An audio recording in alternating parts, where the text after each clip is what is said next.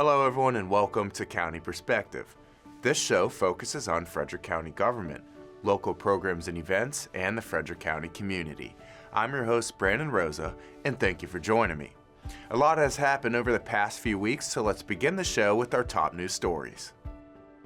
Frederick County and the City of Frederick has released their first ever community-wide climate and energy action plan, a comprehensive roadmap to reduce greenhouse gas emissions and prepare for climate impacts. The plan was developed through over a year of collaboration among local governments, residents, businesses, and nonprofits. More than 500 community members participated in events, and 650 completed surveys to shape the plan's priorities, which address energy, affordability, farmland preservation, data centers, and transportation alternatives. The CEAP establishes measurable strategies aligned with state and international standards to strengthen local resilience. Next steps include continued community engagement, transparent reporting, piloting local solutions, ensuring code compliance, and advocating for supportive policies.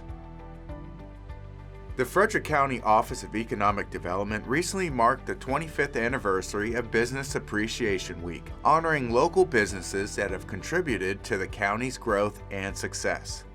Really, a primary focus for business appreciation is to go out to our business community, say thank you. Thank you for doing business in the county. You're instrumental in our economic success, and we are here to learn more about your business, share concerns if they have anything, and then also provide resources that they may not be aware of or have new things have come around that they can actually tap into. This milestone year highlighted companies that participated in the early days of the program and continue to thrive today. Business Appreciation Week reinforces the importance of supporting local enterprises that drive innovation, create jobs, and strengthen the community.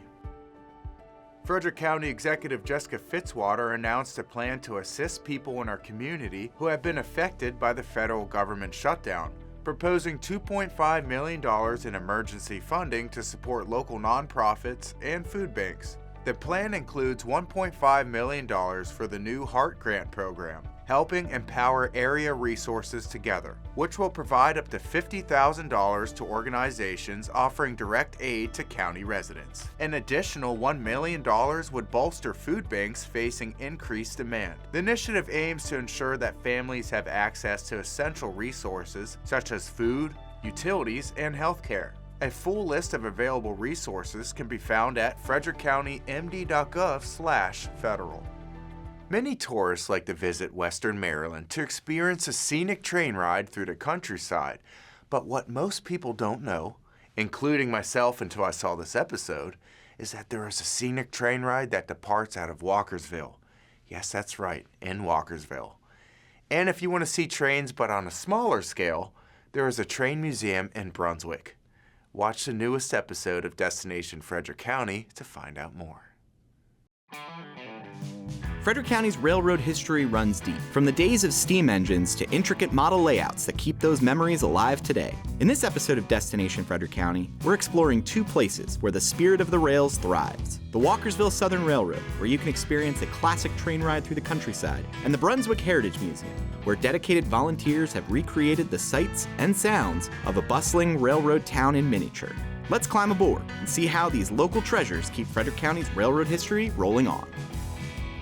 Oh, what? Being a conductor here on the Walkersville Southern Railroad is a great experience. You get to see the emotions of people when they step back in time and they come and just enjoy a ride on the Walkersville Southern Railroad. It's a time where they can have family time together or even individuals. It doesn't matter if they're going on one of our longer rides or shorter rides, but it's always an enjoyable time on the Walkersville Southern Railroad. Walkersville Southern celebrates the fact that this county has a line that goes all the way from Frederick to Columbia, Pennsylvania, that was originally owned by the Pennsylvania Railroad. It was the connection Frederick had to the rest of the Pennsylvania Railroad system. It was also a good trading place of business between the Pennsylvania Railroad and the B&O Railroad in downtown Frederick, right where the MARC station is now. If you only have a day, a half a day, and you want to go and enjoy a train ride just to slow down a little bit, we're here for you here at the Walkersville Southern. You don't have to drive to Western Maryland. You don't have to drive up into Pennsylvania. You can enjoy that right here in Frederick County. You'll get to experience the quaint little town of Walkersville, and you'll get to see the countryside of Frederick County as we ride towards Frederick or towards Woodsboro. We see lots of wildlife on our trips often, and you get to cross the Monocacy River. So it's a real gem here for Frederick County.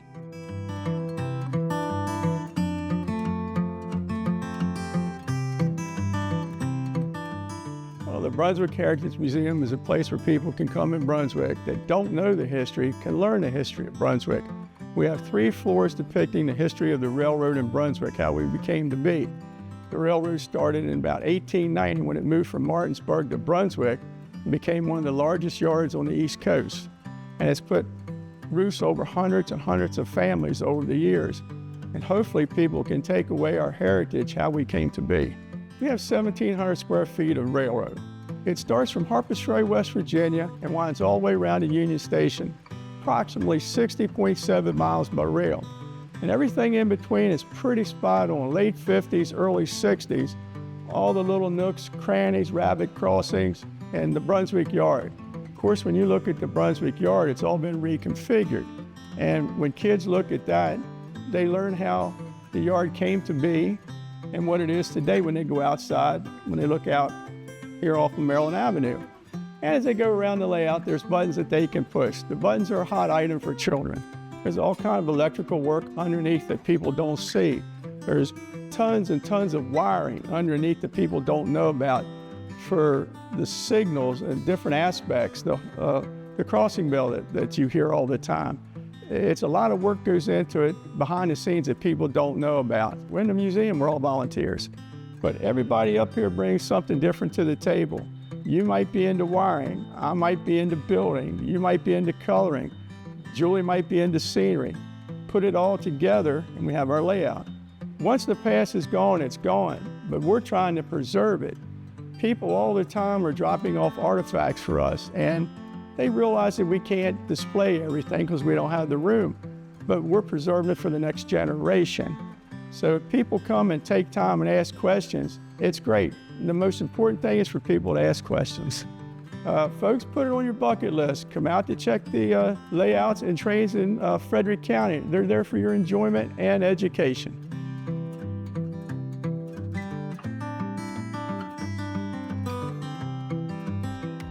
All right, I think I'm gonna have to book a train ride before it gets too cold. That looked like an unforgettable experience. Now it's time for a quick break, but when we come back, we'll have a new episode of Farming Frederick. See you in a few minutes.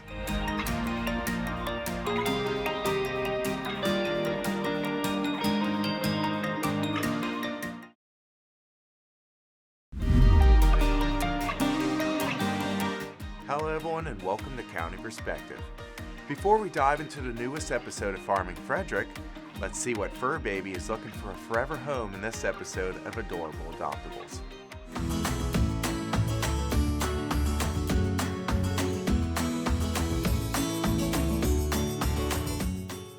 As the only Siamese mix on the adoption floor, Astro is a standout. While he gets lots of attention, his applications fall off through no fault of his own, making him one of our longest feline residents. Astro has the good looks his breed is known for, but he's missing one very common Siamese trait. Instead of being quite the talker, Astro is a quiet gentleman with an old soul. He'd much rather soak up affection and purr than meow and play. When he's not the center of attention, he's content to cuddle up in a cozy bed and nap. Astro has previously lived with older children and other cats. To learn more about Astro and our adoption process, call Frederick County Animal Control and Pet Adoption Center at 301-600-1546. Thanksgiving is just around the corner, and the newest episode of Farming Frederick is all about raising turkeys. Let's check it out. I'm Yvette Castillo, and before Farming Frederick, I've never been on a farm before. I'm visiting farms across Frederick County, Maryland to learn about local farming. You're watching Farming Frederick. When Thanksgiving comes around the corner, a staple holiday dish is usually turkey. People search the grocery store to find a turkey for the family, but some go to their local turkey farm. Frederick County has about 17 farms that raise turkeys, making Frederick County the leader in turkey farms in Maryland. On this episode of Farming Frederick, I'm visiting Good Soil Farm to learn more about turkeys and how farmers raise them. I just arrived at Good Soil Farm located off Keysville Road in Emmitsburg, and I'm here with owner and farmer Stephen McGinley. Stephen, so I see some turkeys here. Tell me a little bit about them. Sure, Yvette. These are broad-breasted white turkeys. They are the standard commercial breed, but we would raise them on pasture, moving their pasture a couple times a week at this age, so that we can allow the turkeys to exercise their natural desires. They want to hunt for bugs, they want to eat grass and clover, they want to be in the sunshine and feel the wind. So we move the house and the fence, which is what we'll be doing this morning with you. Okay. Can I help you? Yeah, please. Follow me. Okay. So Yvette, what we're going to do is take the electric fence and open it up so that the turkeys can move into the next pasture. And as you'll notice on the electric fence, the horizontal strands have metal wire roped into it. And see, if you see the squares at the bottom or rectangles at the bottom are tighter than the ones at the top because the ground predators, fox, skunk, raccoon, need a tighter weave to not be able to get in. Keep them out, okay. And again, the fence exists for the protection of the turkeys from these kind of ground animals. Okay. Now you can see the turkeys have moved from their old pasture area to the new pasture, and again, we do this every couple days. Basically, the first thing they go for when they enter pasture is the clover, and if you listen, you can hear them clipping it, picking it up and gobbling it down. And I was going to ask you and you just kind of answered that, but you can maybe elaborate a little bit more. What do turkeys eat? Anything, pretty much. They eat bugs, insects, leaves. About 15% of their diet comes off of the pasture, 15 to 20%. So like us, they're omnivores. They can't live off of grass or off of the hunting in at least these breeds can't. Obviously, there are wild turkeys that do, but they also will eat mice, voles, moles, snakes. I mean, if there's something in here that they want to eat, they'll eat it. They're going to eat it. So, Stephen, is there a benefit of a pasture-raised turkey versus a mass-produced turkey? Yes. Benefit to the consumer? By having the turkeys move on the pasture, they are helping to build healthier soil by literally fertilizing it as they move in an amount that the soil can handle. And so where the turkeys have been, next year, the hay crop is even better. Okay. So this is primarily our hay field, our first cutting hay field. The turkeys themselves, because they're on pasture and eating grass and clover and leguminous plants and bugs, have a more varied diet. So for them, they're less stressed. As you can see, our toms have intact snoods because they're moving. They've got sunlight, they've got wind, they've got pasture, they've got plenty of space. So a less stressed bird means a better tasting bird. How big will these turkeys get? The turkeys, by the time they're harvested, will be about 16 to 22 pounds. That's a good-sized turkey. Yeah. Now we need to move their house from the old pasture into the new. We need to set out their non-GMO soy-free feed. And then once we move the feed troughs, we'll also fill their waters. And then the last thing we'll do is to set up their solar panel electric box, which is what electrifies the fence. So let's get started. I'm ready to help. Okay. Yeah. Okay, so let me reset. Okay, and then hold it like this. Oh, because he's really pushing it. Okay, got it. Oh goodness. Okay, it's got some weight to it. It is heavy though. Not gonna lie, it's heavy. All right, here we go. You fill it all the way to the top. That's good? Yeah, there we go. All right, so this is actually a really important lesson, right? It's not enough just to fill the water, you got to make sure it's working. I got too cocky, I thought I had it. There Okay, you go. all right. See how that makes a big U? Yes.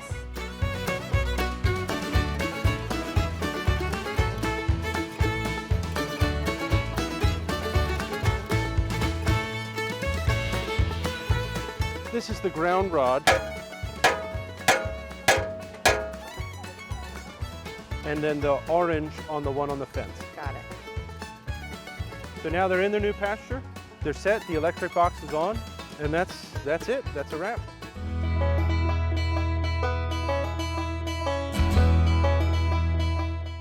Stephen, thank you so much for having me on your farm today. Thank you for coming, Yvette, it was a pleasure. I really learned a lot. Be sure to tune in to the next episode of Farming Frederick because you never know what farm we'll visit next. If you would like to know more about Good Soil Farm or any other turkey farms in Frederick County, visit homegrownfrederick.com. All right, now if you're not going on a train ride, there are other activities geared for all ages that are hosted by Frederick County government departments and divisions. Let's check out this episode's calendar of events.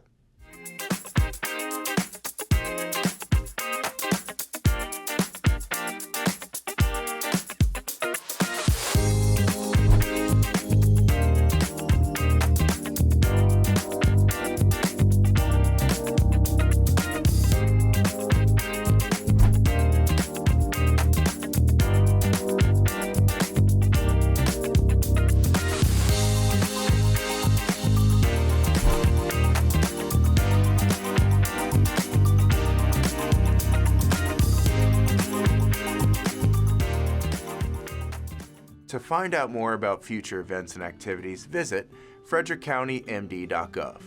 Now, before we wrap up this episode of County Perspective, let me share a few more things with you.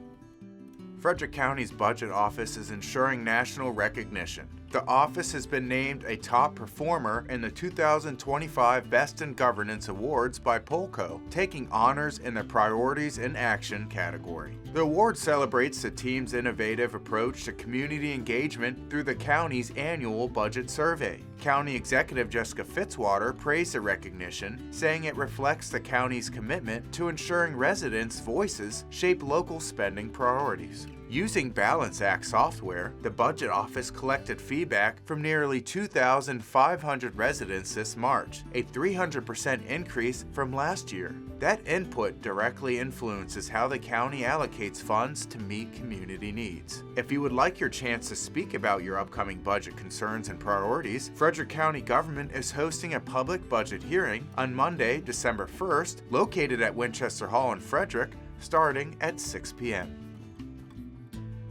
And lastly, if you are celebrating Thanksgiving by cooking your turkey in a fryer, then watch these safety tips to prevent a fire this holiday season.